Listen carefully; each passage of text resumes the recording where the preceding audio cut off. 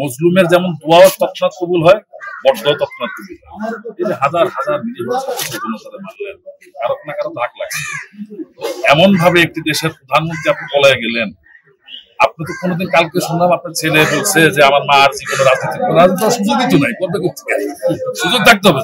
এই দীর্ঘ সংগ্রামের সময় গত 17 বছর যে সংগ্রাম আমরা করতে করতে আজকে যেখানে আসলাম, এই সংগ্রামে আমাদের সাথে যে সমস্ত ভাইয়েরা প্রাণ দিয়েছেন তাদের প্রতি আমি শ্রদ্ধা জানাচ্ছি, এবং যারা অংশগ্রহণ করেছেন, বিভিন্ন আহত হয়েছেন, জেল খেটেছেন, তাদের সবার প্রতি আমার শ্রদ্ধা এবং ভালোবাসা এবং সালাম। আজকে এফডিসিতে যেভাবে নিরপেক্ষ মঞ্চে দাঁড়িয়ে কথা বলতে পারবো, এটা আমি অনেকটা আশাই ছিলাম। কারণ আপনারা অনেকেই জানেন, আপনারা সবাই আমাদের ফিল্মেরই লোক, আপনার বিনোদন সাংবাদিক, আপনাদের বাইরে আমরা না, আর আপনাদের জানা নাই এমন কোনো ঘটনা নেই। আমার বাসায় কি রান্না হয়েছে এটাও মনে আপনারা জানেন, এতটুকু আপনারা আমাদের আপনাদেরকে ভেঙে বলার কিছু নাই। আমি বিশেষ করে নির্বাচন করতে গেলে শিল্পী সমিতির টিজিডিএফআই, টিভি, বিভিন্ন সংস্থা, সরকারি সংস্থা এসে নাকি অবজেকশন দিত যে উনি বিএনপি লোক, উনি নির্বাচনই করতে পারেন, এবং তার প্রমাণও পাইছি। আমি এখন নমিনেশন পেপার কিনতে দেখলাম যে প্রায় সমিতি ভরা সব বিভিন্ন লোক। আমাদের কিছু ভাই ব্রাদাররা আছে যারা আমার হোটেলের কাস্টমার আছে, রাতের হোটেলের কাস্টমার, তারা ওগুলো আনতেন। মামাই এখন কিন্তু হোটেল বন্ধ, আপনার সবাই জানেন নিশ্চয়ই, তিনি এখন সরকারি বাসায় লেখা হইতেছে সুন্দর সিস্টেম। তুমি মজলুমের যেমন দোয়াও তৎক্ষণাৎ কবুল হয়, বড্ডও তৎক্ষণাৎ কবুল হয়। এই যে হাজার হাজার মানলেন, কারো না কারো ধাক লাগছে। এমন ভাবে একটি দেশের প্রধানমন্ত্রী আপনি পলায় গেলেন, আপনি তো কোনোদিন কালকে শুনলাম আপনার ছেলে বলছে যে আমার মা আর জীবনে রাজনীতি সুযোগই তো নাই, করবে কোথেকে? সুযোগ থাকতে হবে। তিনি তার দেশের মানুষগুলারে এইভাবে নির্বিচারে মাইরা পলায় যায়, হেলিকপ্টার নিয়ে প্লেনে যাইতে পারে না, তিনি আবার দেশের রাজনীতি করতে চান। আমার নেত্রী বেগম খালেদা কিন্তু পলায় নাই, তারা বহুবার বলা হয়েছিল যে আপনি চলে যান। সে বলছে বাংলাদেশের বাইরে আমার কোনো ঠিকানা নাই, আমি করে যাবো, মরতে হলে আমি এখানেই নেই, আমার কবরেই মাটিতেই হবে। যাই হোক, রাজনৈতিক বক্তব্য না দিয়ে আমি একটু চলচ্চিত্র সম্বন্ধে একটা কথা বলি। চলচ্চিত্রের সংস্কার করতে করতে বিগত দিনে, চলচ্চিত্রের উন্নয়ন করতে করতে বিগত দিনে, আমি যখন চলচ্চিত্র আসি তখন হাজারের উপরে সিনেমা হল ছিল 1995-96 সালের দিকে। এখন মাত্র 40টা-50টা রানিং থাকে কিনা সন্দেহ আছে। এত উন্নতি হয়েছে চলচ্চিত্র বান্ধব সরকার আমাদের এই পর্যায়ে নিয়ে গেছে। আমি যখন চলচ্চিত্র আসি তখন বছরে 104টা ছবি রিলিজ হইতো, মোরালিস। এখন 4টা ছবি বছর রিলিজ করা কঠিন হয়ে যায়।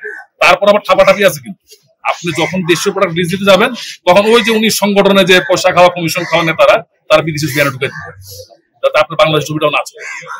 কি পরিমাণ অত্যাচার নিপীড়ন করা হয়েছে চলচ্চিত্রের উন্নয়ন ঘটাতে যায়, মানে চলচ্চিত্র বান্ধব সরকার চলচ্চিত্র উন্নয়ন ঘটাতে যায় আমাদেরকে এই পর্যায়ে আছে। কিন্তু কারো প্রতি কোনো হিংসা বিদ্বেষ নাই। আমার একটা দাবি আছে, সেটা হচ্ছে চলচ্চিত্র 19 সংগঠন বিভিন্ন সময় বসে বিভিন্ন ডিসিশন নেয়, এটা গণতান্ত্রিক না। বলেন কেন গণতান্ত্রিক না? 19 সংগঠনের 19 জন প্রেসিডেন্ট সেক্রেটারি চলে যাবেন সেখানে, যে তারা ডিসিশন নেবেন, কিন্তু তারা তাদের বোর্ডে কিন্তু তাদের কমিটিতে কিন্তু ডিসিশনটা নেয় না, পাস করানো না। তার মানে সম্পূর্ণ একটা অবৈধ।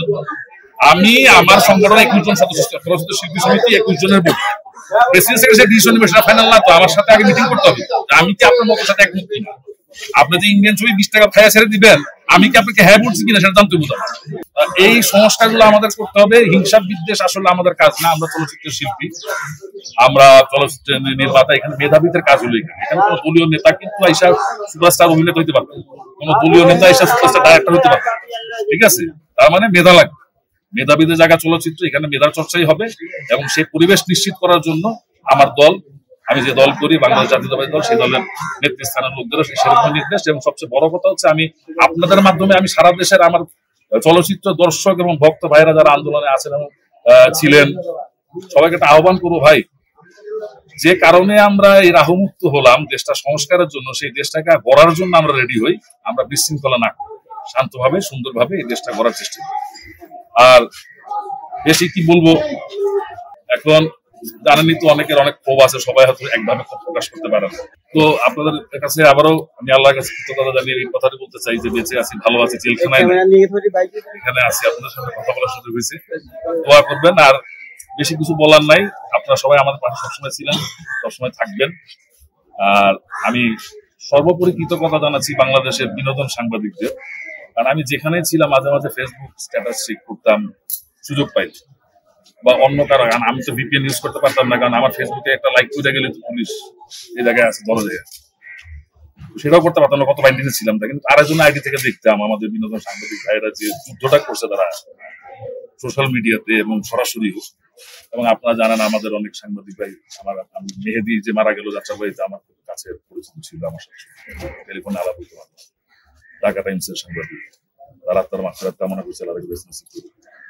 আর আপনাদের প্রতি অনেক কৃতজ্ঞতা, এই আন্দোলনে আপনার ছাত্রদের পাশে ছিলেন, এবং পাশাপাশি তাদেরকে আমি ধিক্কার জানাচ্ছি যে সমস্ত চলচ্চিত্রের ব্যক্তিরা এই বাচ্চাদের রক্তের উপর দাঁড়ায় থেকে দালালি করছেন, এই আন্দোলনকে ভিন্ন খাতে প্রবাহিত করার চেষ্টা করছেন, সেই সমস্ত দালালদের থেকে তাদেরকে অবাঞ্ছিত ঘোষণা করতে হবে চলচ্চিত্র আঙিনায়।